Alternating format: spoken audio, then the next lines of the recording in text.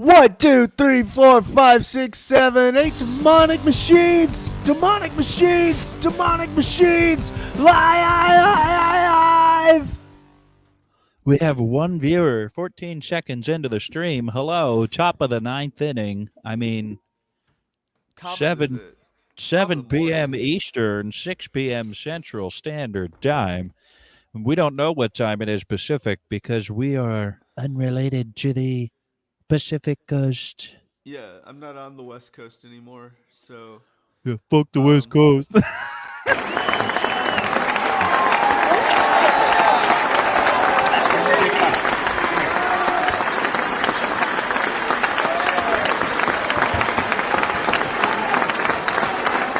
of applause for everyone, my friend. Tony here. Welcome back. Yeah, Back to the East Coast. Thank you, everybody. Tonight we are doing an episode on how to build pedals, and I said a couple of times I honestly wasn't that good about posting about it this week, but I was like, email your questions about building pedals to live@demonicmachines.com. No one did that. And so we're gonna just ask questions, answer questions in the live. If there are no questions, I'll fucking do something. I'll tell you how I started building pedals, and maybe you'll be able to take from that what you should do to start building pedals. I'm going to try to go live. Oh, wait, I should go live on the Demonic Machines live account. Yeah. So I'm going to do that. Continue. My apologies. Oh, I mean, hi, Sam.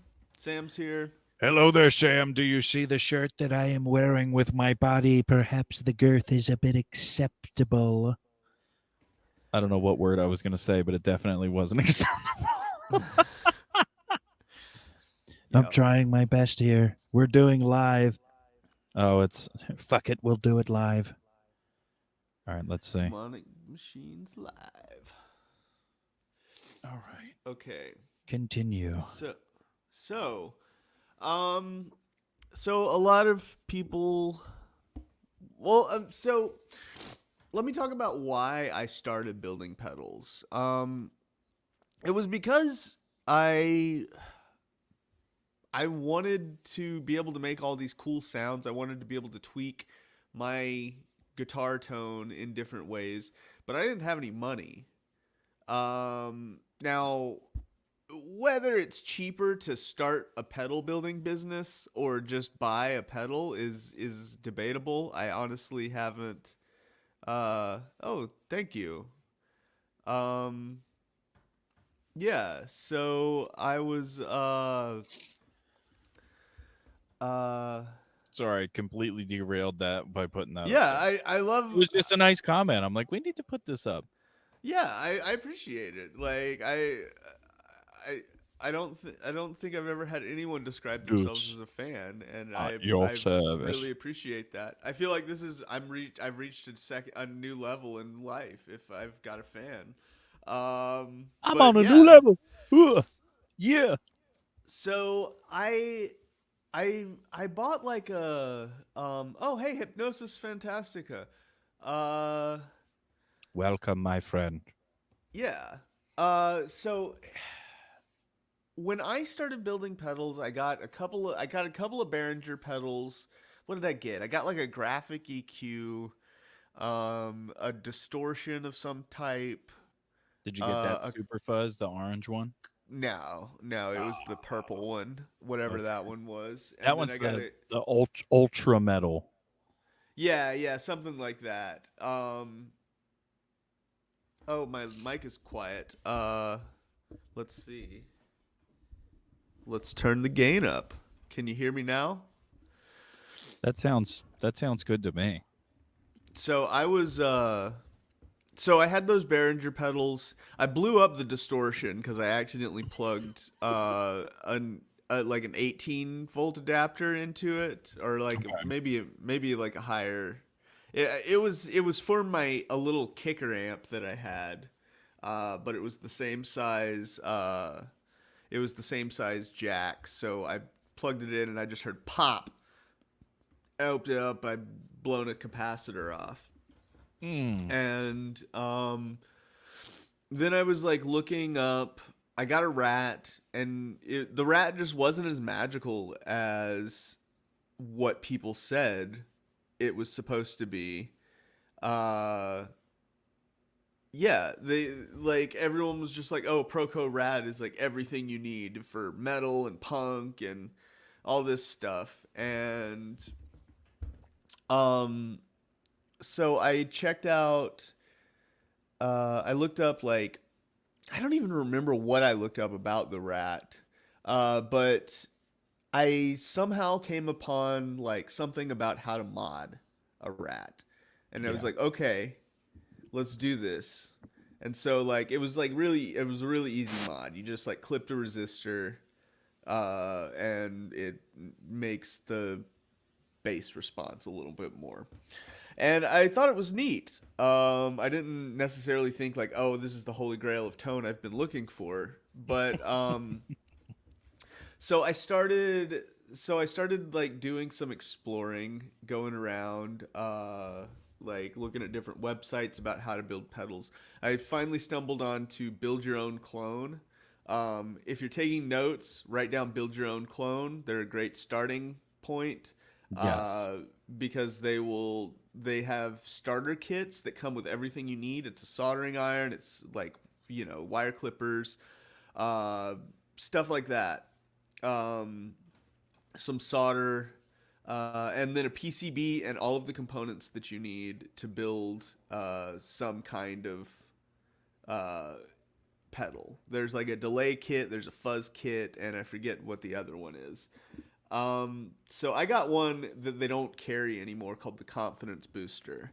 And it was just a little like IC boost, like very, very simple circuit. And I built that and I was like, okay, I can do this. Then I started checking out mod kits. I think that's what they're called, like mod kits DIY or something like that. And so I highly recommend the mod kits. For a couple of reasons. One, you can see what components you're connecting to what components. It's not just traces on a circuit board. You're actually doing terminal mounted components. So it'll be like a treble booster or something. They're really simple circuits, and they basically kind of walk you through how to do all of these different kinds of effects. They teach you how to do a boost. They teach you how to do an overdrive, a transistor overdrive. They teach you how to do fuzzes. They teach you how to do octave fuzzes and tremolo and things like that. But you learn how to do point-to-point wiring when you're building those kits, which is good just because it's good to learn how to wire well. Like it's good to like be able to make the insides of your pedals look good. From there, I started selling the pedals that I built. So like if you have an early Demonic Machines pedal, it might be a terminal mount pedal, like no circuit board. It might just be like literally built like on a little piece strip of board. fiber board, not even strip board. It's these little like yeah, I know. I'm kind of floundering, Jeremy. Thanks. Anyway, so what questions? I mean, questions in the chat. Add question if you've got questions about building pedals, I can answer them. But as it stands, I kind of from there I was sort of in it, and I don't. If I told the story from that point, it would just be like needlessly detailed. And basically, I learned how to build PCB. I learned how to design PCBs. I learned how to like order PCBs. I learned how to. I started getting parts in bulk from like Tata and stuff like that. What was the one that I enjoyed building first? I mean, it was probably the. What did I call it? I don't even remember what I called the first overdrive I built. But it was basically an electro distortion. If you want to look up that circuit, it's a transistor overdrive. It's similar to like a DoD 250. It's like a Okay. hard clipping like single stage overdrive. And I mean that was cool. Like, and it the kit that I learned from for that, it's called the Thunder Drive. It had different. It taught you how to use a toggle switch to have different clipping options. So you could do like germanium and silicone, or you could do like LED and MOSFET or something like that. And I did things like I made one called the what did I call it? I don't even remember. Star Drive. I called it the Star Drive.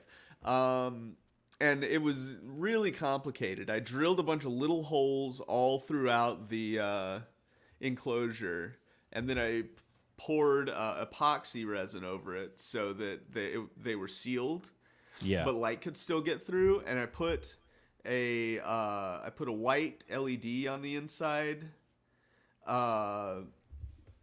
and it would shine through. It looked like there were stars all over the enclosure. And then I had red shift and blue shift, and it was red LEDs or blue LEDs, and I experimented with the different colors and how they affected the sound, which Yeah. was not much.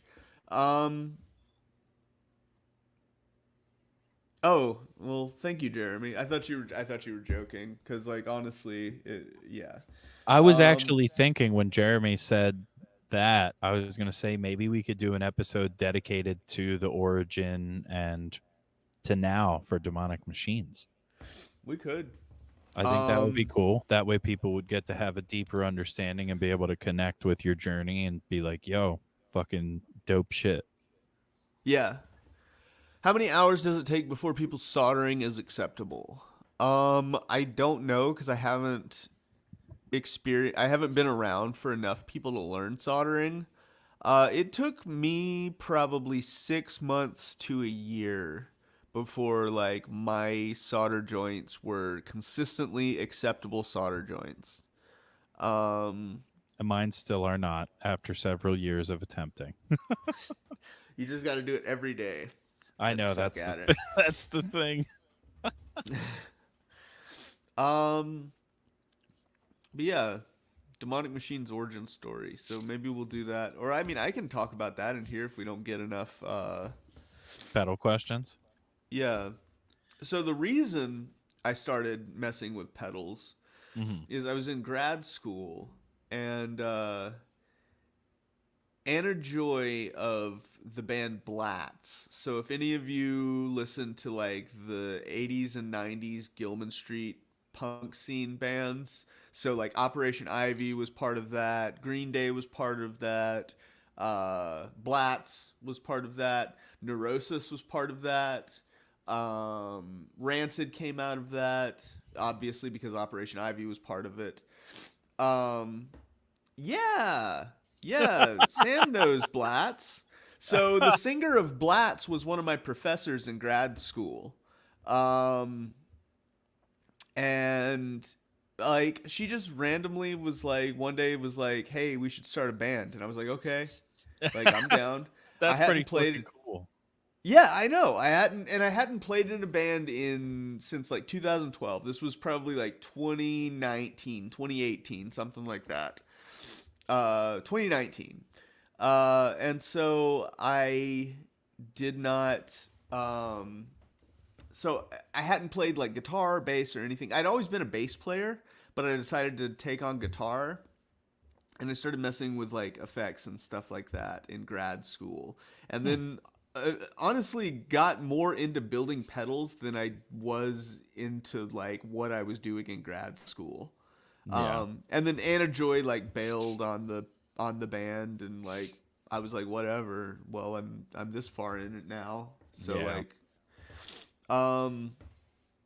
but yeah, I didn't get to play with her, no, Sam, unfortunately. I did. She was on my thesis committee, and I mean, I like talked to her and stuff. Like, I mean, she's cool. Like, I know her. I'm like 2 degrees separated from Billy Joe Armstrong. Oh, shit. And yeah, I know, Dropping right? fire here now. These are the I know. knowledge clusters y'all didn't expect from this episode. I wish I had a sound effect board. So We do. If you click on brand on the side, we've got like some sound effects. It's Let me not. It's not a. But let us take a look. Don't yeah. mind me. So Oh, Michael okay. Kraus says, "I bought a light magnifying glass because I know I'll need the help for soldering." Yeah, definitely. So you want when you solder, make sure that the area is well lit. If you need a magnifying glass, honestly, I find that a magnifying glass kind of gets in the way for me. But like, I don't know if you like have issues with vision. I've always had good vision. Like I've always had like I've never needed corrective lenses or anything. Gee, thanks, Lucky. So I wasn't trying to disparage anybody who needs them. I I'm know. just saying like I don't need anything to help me see what I'm soldering most of the time. Understood. Yeah. You also want to ventilate it. Like I have a little fan that like pulls the exhaust away when I'm soldering. Yeah, you don't want to breathe that shit in. You won't have a good time. Yeah. I found that out the hard way. Yeah, I've got these. One of these. It's like little gooseneck, bendy things with alligator clips on the end. And it's to hold the circuit board for me when I'm soldering it. I had one of them for some of the stuff I was fiddling around with. When I did that one kit that I told you about, I think on the last episode, it was the kit was called the Color Tone Fuzz Driver or something like that. But I think it was based on the Color Sound Bass Fuzz. But yeah, Okay. the little extra hands definitely help. I didn't have a magnifying glass, but I did have like a little light thing that definitely helped a whole shit ton. Yeah.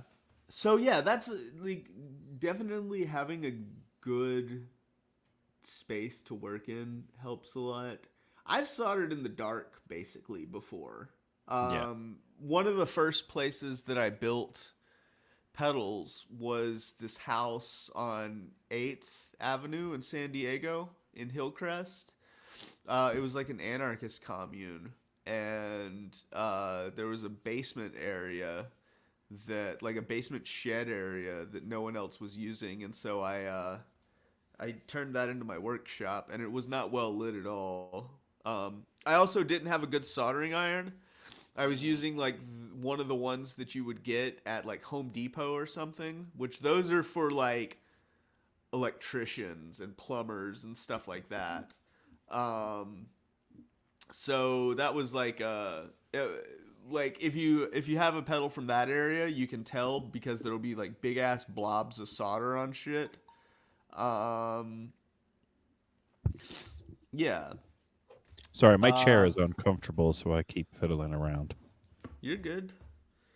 I'm just rambling about demonic machines, and then, I mean, nothing really interesting. I feel like nothing really interesting has happened with demonic machines since like we got going as a company. I don't really want to talk about JHS, but no comments. yeah. What else? Well, like, what year?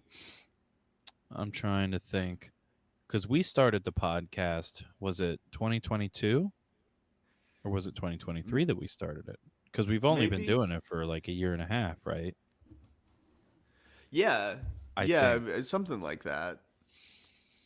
So I have never taken a class, Michael. I've thought about teaching classes before, but I've never taken a class for it. But I feel like that would be super beneficial to like take a class to learn how to like build a pedal. You're just doing it the punk rock way. It's okay. Yeah, I'm DIY, you know. And honestly, like that's ultimately I want everyone to learn how to build pedals themselves. You know, Yeah. like I don't mind selling people pedals that I build. I mean, but I'm a anarchist, y'all. Like I don't really think there should be money or things like that. I think we should have access to the things that we need, and we should like learn how to do stuff for ourselves. You know, yeah, a good soldering iron makes the difference, and that is so real. I would say a Weller WE1010. That's what I use. That is a solid soldering iron. Um, I would say the tip, in my experience, the tip really has to do with like how you solder. Because I prefer a pointed tip when I'm soldering. But a chisel tip, I've heard a chisel tip is good in certain contexts. Um, I don't do a lot of surface mount soldering, but I've heard that a chisel tip is more useful for surface mount soldering. That's what I was gonna say. That I heard that. Yeah. Um, but yeah, that's another thing about demonic machines is that we're very begrudgingly a business. Like I don't want to be I don't like running a business. Like I really hate running a business. I just want to like build stuff, you Yeah. know. And then like people can buy the stuff that I build. Um Hi Lewis. What up, Lewis? So yeah, that's sort of like I said, I don't mind selling pedals. Right now, I've got like so many orders that I need to fill. I'm waiting on some circuit boards for some of them Supply because chain issues, folks. supply chain issues and moving. Yes. So it's just been a huge headache. If anyone in the chat right now is like waiting on an order from me, like I promise it's coming. Like I've got everything like 100% like cataloged and everything. Like I know if you've got an order. It's just we're trying to catch up right now cuz like I just moved to Minneapolis a couple of months ago and like lost some things while I was moving and have been trying to like get those. Um, what else? What Well, other? that and moving takes a lot out of you, energy wise, emotionally, just in general. It's a lot, and it takes some time because you need to be able to adjust to get back into the flow of getting shit taken care of the way you normally would when you were established and set up where you were. Yeah, totally. Normal Eh, operational things. It would be the same if any business relocated. mm-hmm. But yeah. So, any other questions about pedal building? I'm sick and I'm high on Dayquil, so I'm sort of like it's hard for me to keep keep it up, I guess. Um, I mean, but if you yeah, want, I could talk about something. If we don't get yeah, a lot of questions, we could bounce back and forth. yeah, sure. Because we Talk. do, even though this episode is about how to build pedals, I figured there would be a point where we could touch on the new, would you say it's the new co-brand of demonic machines for amplifiers? Oh How would yeah, you sure. characterize that? I mean, I would say I own both of them. Artwork ever done by me. So, let's I'm going to answer Michael first and then I will answer your question. And then So, I'll answer Michael after that. the artwork is done by me in Adobe Illustrator for the most part. If you have a hand painted demonic machine, that might have been done by Angie. John is supposed to paint Hypnosis Fantasticas. Got a custom pedal coming, and John's painting that one. Um, I've done some like painting like the original demonic machine, the giant thing that Justice had a couple of years ago. Yep. That I painted that myself. I actually used to do everything by hand. I would spray paint it, and then I would do like water slides that I designed in Photoshop stuff like that. But yeah, I mean, I mostly do the artwork, and I mean, I admit I'm not a great graphic designer. So like, if anyone ever wants to like come do graphic design for me, I'd be down to like redesign some of my pedals. I've done Um, graphic design for custom stuff in the past. oh really? Yeah, I Well, I used mean, to. I did some stuff with Tim from Bardic Audio mainly. okay. Um, I designed a couple of the pedals that we ended up. They were customs. I wanted like just concepts of things that I was like, here's what I want to try to do, and I'm like, here you go. And while he did all the electrical and figuring everything out, I just came up with the artwork, and I'm like, here you go, and shit like that. If anybody's interested, do stop binary on Instagram. I think I have maybe one or two of those posted. If not, just send me a message or something, and I'll see if I can Yeah. get those. But yeah, I actually really like the stuff that you've designed, Bucky, for your pedals and whatnot. Yeah. Well, So thank you. don't knock yourself. You're doing a fantastic job. So yeah, real quick, Weed Amps is my amp company that I've started. Uh, I'm specializing in building like 50s style Fender amps. So those are called tweeds because of they had tweed on the cabinet. Mm-hmm. Um, and I just thought it would be funny to be weed amps. And I really love the sound of those 50s style Fenders. They have really like just real nice breakup.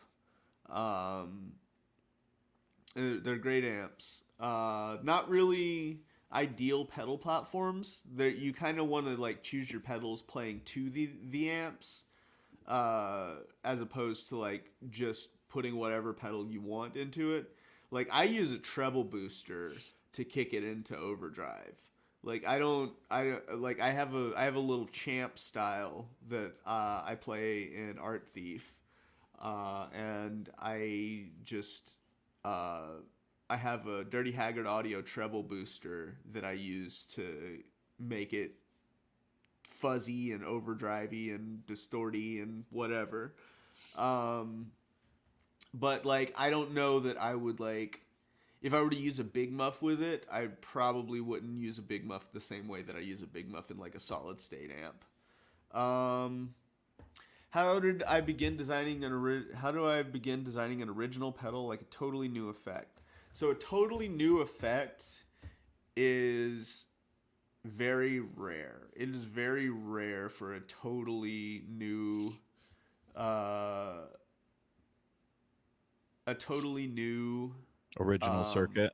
original circuit. Like those are really rare and typically come from a new part being invented. So like when the FV1 was invented, like someone designed the circuit that is around the FV1, and it was someone at Spin Semiconductors because it's in the data sheet.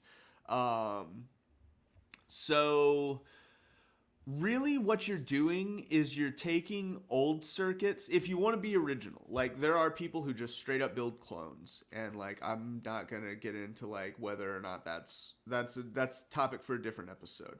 Yeah. But I don't do that. I take pieces and ideas from other pedals, but ultimately I use them as building blocks to like make my own original circuits. So think Um, Legos of guitar pedals. Kind of, yeah. Legos of electricity, Fair enough. basically. That's a better way of Yeah. putting it. And like, let's see. Let's move on to the next one because I feel like that'll help answer this question. So what makes the cow killer so awesome? How did I get all the dip switches in God's Eye into a surface switch? Oh, so that two things. The cow killer. What I did is I took a big muff style topology and I tweaked the values to be more suited towards lower end frequencies. I used like JFETs for clipping in it. So it gives it like a different kind of clipping character as opposed to the silicone diodes you would normally find in a Big Muff. And then I took the buffer from a Klon Centaur and I put that running in parallel to the Big Muff circuit. And at the end, I put a blend pot. And so a blend knob. So you've got a blend to keep the low end characteristics while you're distorting it. How did I get all the dip switches in the God's Eye into a surface switch? I didn't. I reduced the clipping options because I realized that the V1 was just kind of overkill. Like it's interesting to me as a designer, but I feel like it's a lot for like a normal pedal user. I may continue to like make the dip switch version of the God's Eye. What I want As to like a do deluxe. yeah, I might do like a like what Chase Bliss does and put the dip switches like on the outside, like at the top of the pedal or something. That's sort of the idea that I had for it. But like I want That's to really cool. I want to make it to where you don't have to open the pedal to like tweak it. Isn't that Fender amp the original guitar amp? It is not. It is one of the earliest mass-produced guitar amps, but it is not the original guitar amp. Yeah, like first production model. Yeah, I think maybe. I would look it up because I'm not an expert on that. Um, yeah, thanks. I got another demo of the pedal is incredible. I love it, but I can see it making some average pedal users overwhelmed. Yeah. So yeah, I think to answer your question, to come back around to fit Hypnosis Fantastica's question, um, figure out what all of the parts of circuits that you like do. Because when you have like the effect, it's got it, you can break it down into blocks. And if you ever go to Electrosmash, electrosmash.com, it's a great place to learn how this stuff works because they'll like break it down into like scientific terms basically. And then they'll show you like a diagram. They actually do the Klon Centaur on one of the pages. And it says like, here's the input buffer, here's the distortion stage, here's the EQ stage, like that sort of thing. And once you learn what all of those blocks do, you can start mixing and matching them. So Dragonaut, for example, a Demonic Machines Dragonaut is loosely based on Earthquaker Devices Acapulco Gold. In that it's two LM386s in series. However, you can disengage one of them if you would like. You can also what else can you do? It's got an EQ and it's got a Big Muff style output stage. So it's got a little bit more of a Big Muff kind of character to it. Though it gets a lot heavier than your average Big Muff because it has that Acapulco Gold core to it, and that's a very, very heavy pedal. I mean, I highly recommend checking one out if you haven't. It's a good pedal. I actually have one. I think it's like a modified Acapulco Gold's. What's it got? I think it's got like the main volume, and then it has a gain knob on it.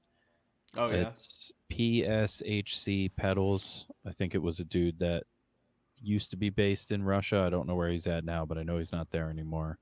Yeah, it's a really that used for a long time, that particular circuit, just the Acapulco Gold. Since you mentioned it, I used to use that in the beginning of my guitar chain.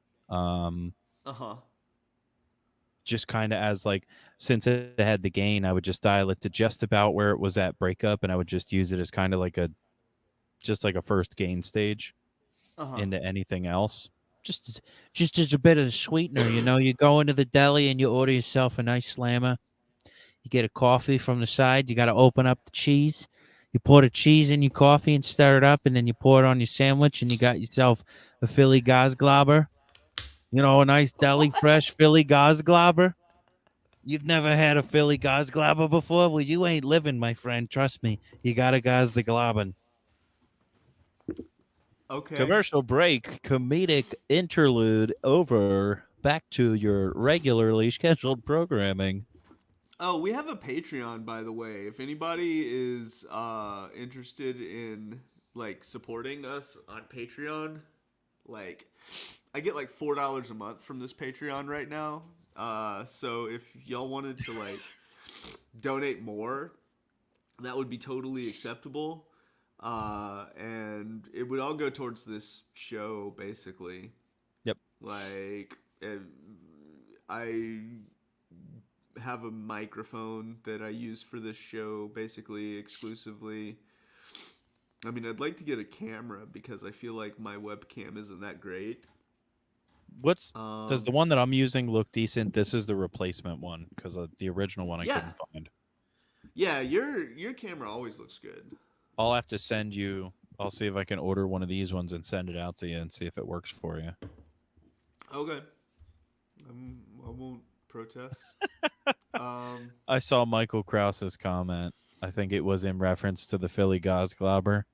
The Philly Gosglobber. I don't think the Philly Gosglobber is a thing. It's a special thing in a part of New York where we used to like Philadelphia, but we don't no more. So we take their stuff and we turn it into New York stuff. So now it's a Gosglobber, all right?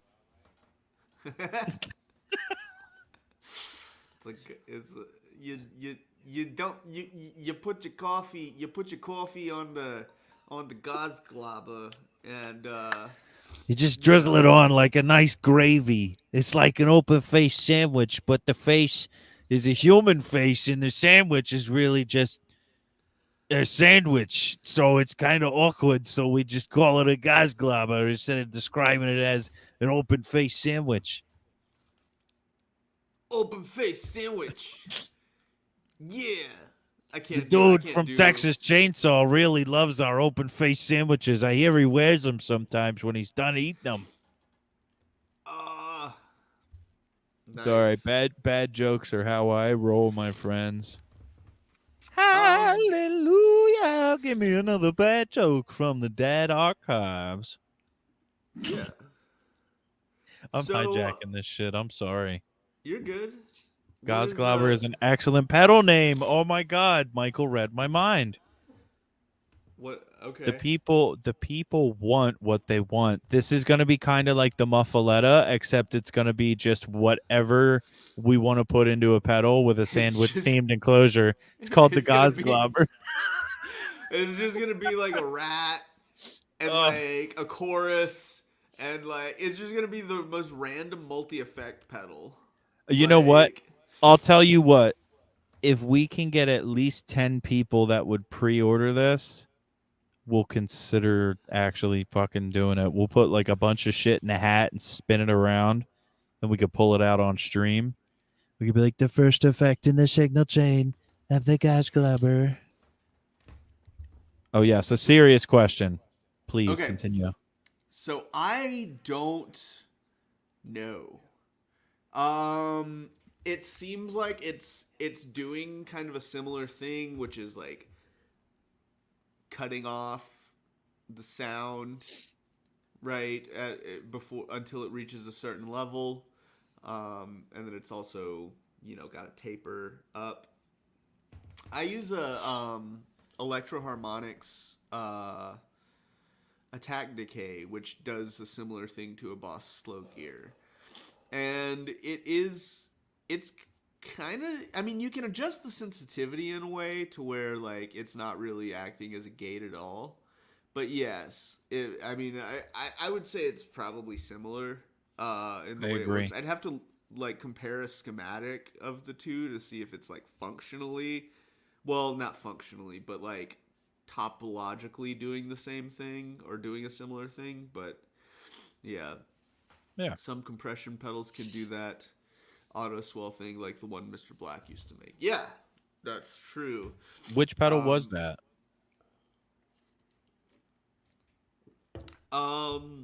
What, Michael? If you want to answer that, because I don't know. Good call. Ring mod. What ring mod? Yeah, I have a gonkulator. I think the question is how to make a ring mod, possibly. Like, how does the effect work? Oh, fuck. Isn't it just kind of like a frequency modulator type of deal? Ring mods are complicated.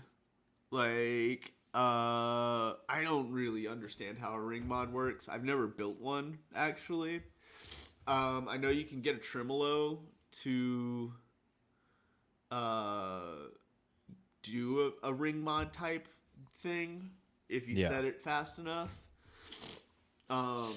So that might be some kind of clue. I don't know. Every time I hear of a ring mod and you said gonkulator, I think of that one Incubus song. Yeah,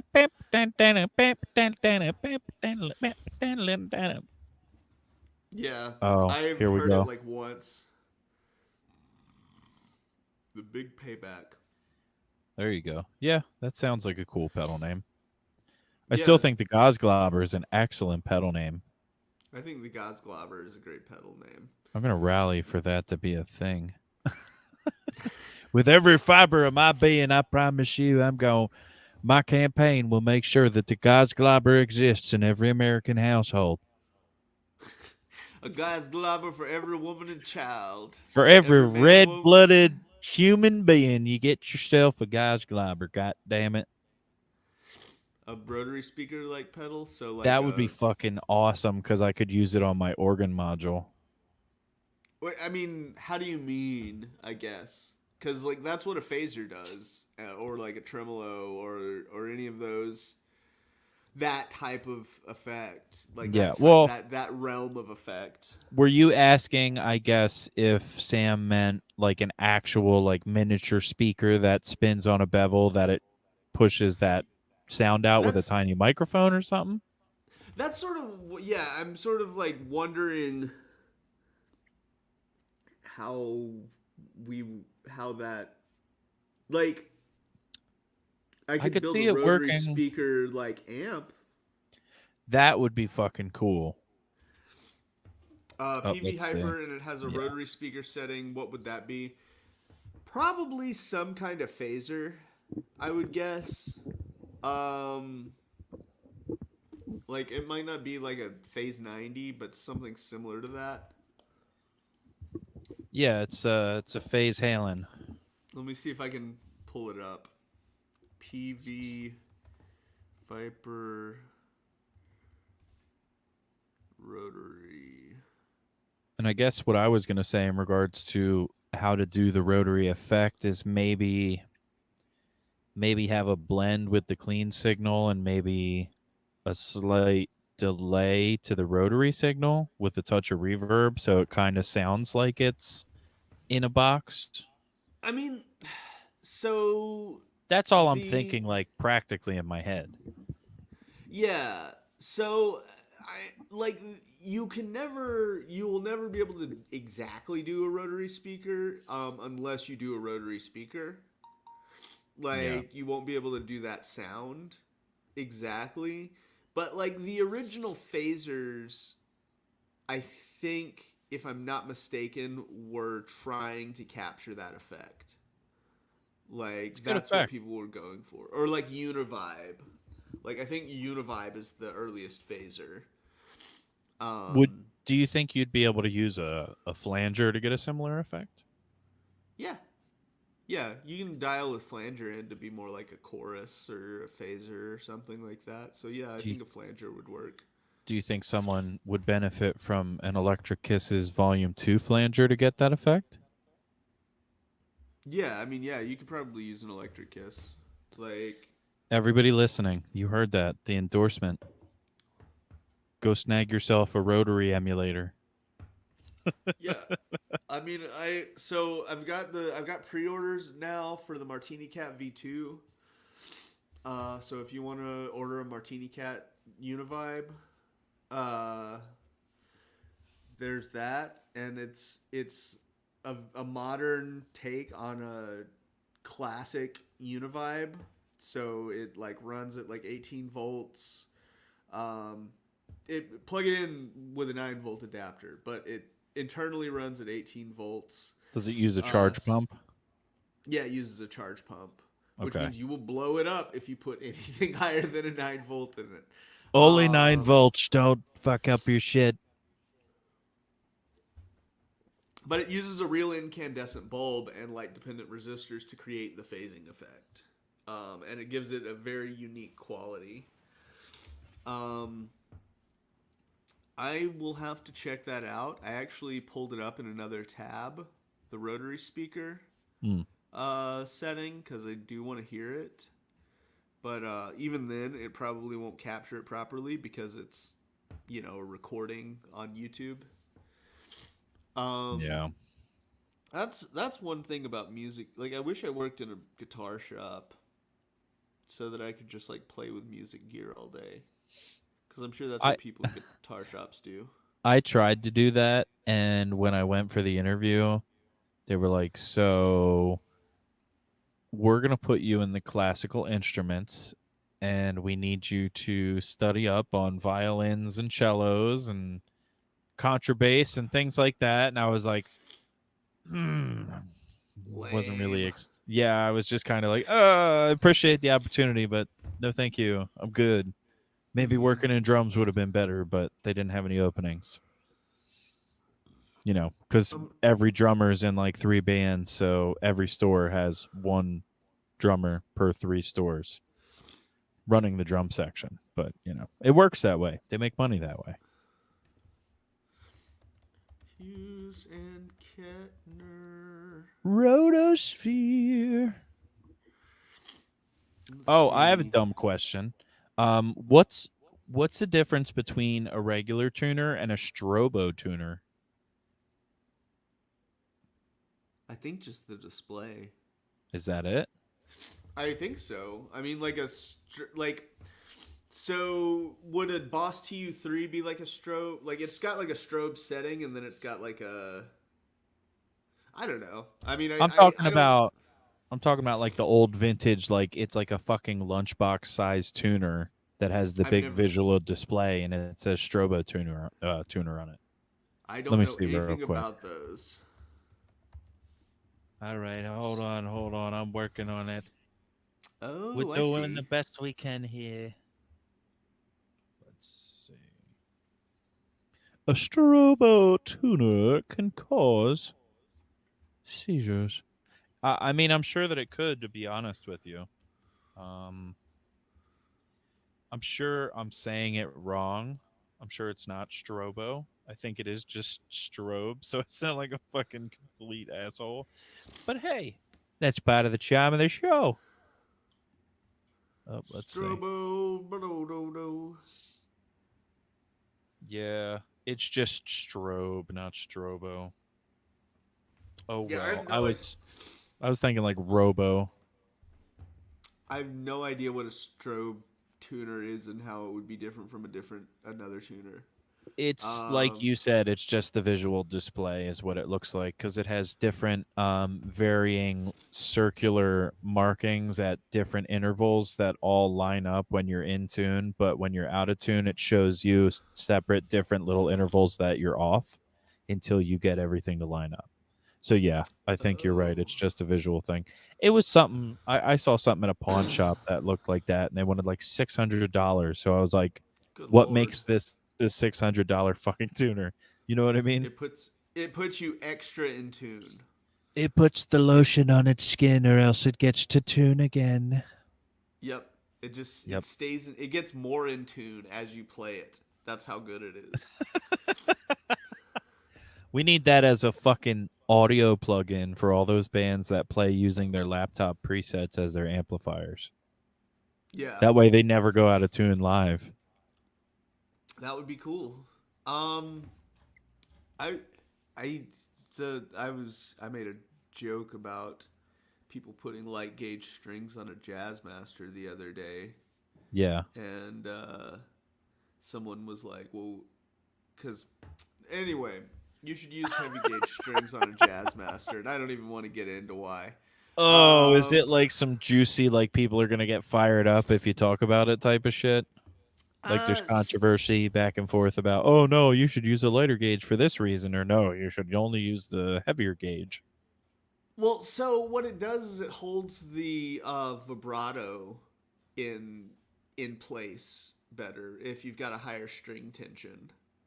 Um, if you use lighter gauge strings, it doesn't necessarily like pull the spring tight enough. Like so what I noticed, I had like nines, I think, on my Jaguar, not a Jazzmaster, but a Jaguar. Yeah. And anytime I would use the whammy bar, it would creak. Hmm. And it was like the spring like making the rest of its like contact with the bottom of the body and then like before it bended. So Hmm. I went up to 10.5s and it doesn't do that anymore and it stays in tune better. And yeah, I What mean I tuning do like it. you use though? E. So E standard. Okay, fair Yeah. enough. What would I guess while we're on guitar strings, what would you recommend for someone that's playing something that is like what gauge string would you recommend for someone that's consistently playing heavier shit but on like a regular scale, regular neck guitar? Because if you use too heavy of a gauge, you could warp the neck, right? Because of the Um tension. what was the last part of that? Sorry. The last part of it, so basically it was what gauge are we going to use for heavy shit, but for someone that's using like a basic, like let's say someone's using a Strat and they want to play using like a real heavy gauge because they're tuning real low. Yeah. Like what, or they want to play lower tuned shit, what gauge would you recommend? Because my thoughts, what I always was told is if you use too thick of a gauge string on a regular guitar neck, that it will cause the tension to like slowly fuck the neck up out of time, even if you It will adjust the truss rod. maybe. I don't know for sure. Yeah. Um what I would say is find out use go to Stringjoy, Yeah. sponsor us Stringjoy. But go to stringjoy.com, figure out what the string tension is on the strings that you use and if you like those, Yeah. then figure out what if you want to go in a different tuning, figure out like what gauge strings would give you uh, the same string tension. Gotcha. Yeah, that's Because probably it's really about personal preference. Like understood. I like to have more string tension. Hmm. I don't like it when it's just like rubbery. Like I don't I'm know. playing spaghetti metal. Spaghetti metal, yeah. That and that being said, a lot of metal guitarists will play with like eights. Okay. So like it really doesn't matter. Like the thickness of the string just affects how tight you have to make the string to get it to the pitch you want it to be. What Uh what string gauge do you think Mick Thompson uses when he plays his Demonic Machines pedal? oh, probably eights. I That gotcha. would be my guess. No, I don't know because I don't know what kind of guitar he plays actually. I think he's got a Doesn't he play? Schecter, right? Because he was Jackson and he was Ibanez for a while. I think he's Schecter Oh now. yeah. I always He mix might all be. those up. I'll double Like check while we still got some time. okay. Not sponsored, but thanks for using a Demonic Machines pedal, Mick. Yeah. Let's see. Supposedly, okay. So, where should you look for good parts? I hear Small Bear, but is there other places to look that I'm not aware of? Okay, so Small Bear is great for specific things. Small Bear is good if you want like pre-matched transistors, like germanium transistors, or like something that's like new old stock that's hard to find. Small Bear is great for that. And they've also got certain enclosures and stuff that you can't find other places. Um, I would say for the bulk of what you're going to get to build pedals, go to tataelectronics.com. Um, hold on. I'll put it in a banner. Also, So Mick is currently using ESP guitars. Oh, okay. since last year. Ooh, create a banner. So this Just is figured where I'd you put want to that out go. there. TatoElectronics.com. That is the place to go for basically any parts that you're going to need. If you can't find what you need at Tata, check out Mouser. Check out.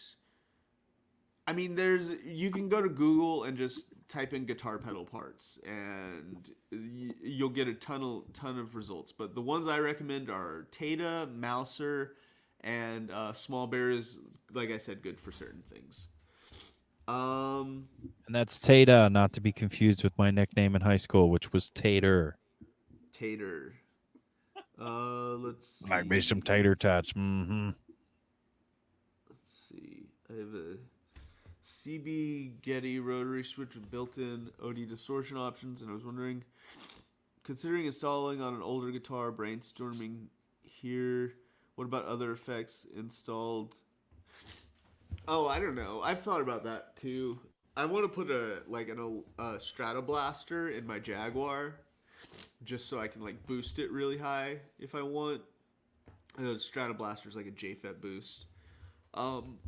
But I feel like early in the chain, there's only certain things that you really want. That being said, I had someone last week say that they put their phaser first in their chain. Excuse me. Which is reasonable. I mean, like if that's what sounds good to you, then do that. Depends on what I play. If I'm riffing some metalcore, I want it super tight. Same with my distortion. If Doom and Sludge, I drop the guitar down, and I like the heavy strings and loose. Yeah. It depends on the way that you play. It depends on like. Yeah. Yeah. I mean, like it all comes down to your personal preferences. There are like there's no right. I mean, it took me a long time to learn. Like, there's no right way to play guitar. Just whatever you can do to make the sounds that you want to make with a guitar. Do that. And if it takes super heavy gauge strings, use those. If it takes super light gauge strings, use those. If you want to put your phaser first in the chain, do that. Just I've looked at built guitars before. I would love to get a built guitar. They're kind of expensive though. I had I think when my brother was doing some sort of job, he found it was I think it was from the early 80s. It was a legator guitar, but it had like Okay. several different effects built in, like flanger, phaser, chorus, distortion, overdrive, compression, and it was like super interesting looking. I was gonna say, what do you think, or the best of your knowledge, what year do you think they started introducing the concept of building an effect into the guitar itself? Well, Like just so like brainstorming, thinking based on what you do know. there were those Dan Armstrong effects that plugged directly into your guitar. I don't know if you've Yeah. ever seen those. Yeah, I've seen them because wasn't the Green Ringer one of the original ones? Yeah. So that I feel like that would be like the precursor to it. Okay.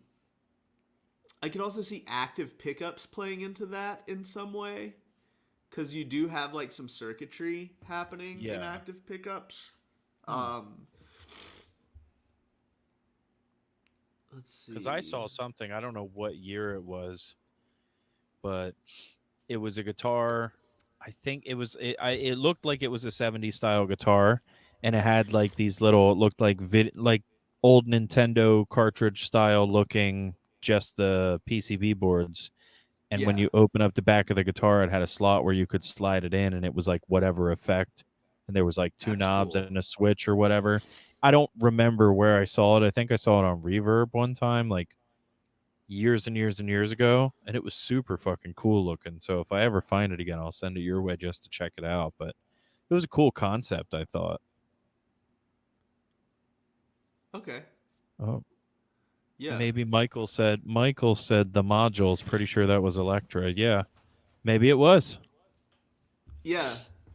Um. Yeah, maybe. Uh. So we're getting to the. Oh, it just turned 7 o'clock. So that's the show, y'all. Want to give Thanks for. any last minute chances if anybody has a really pressing question for you in regards to any Yeah. demonic machines related items? Yeah. That's if Any. anybody has anything.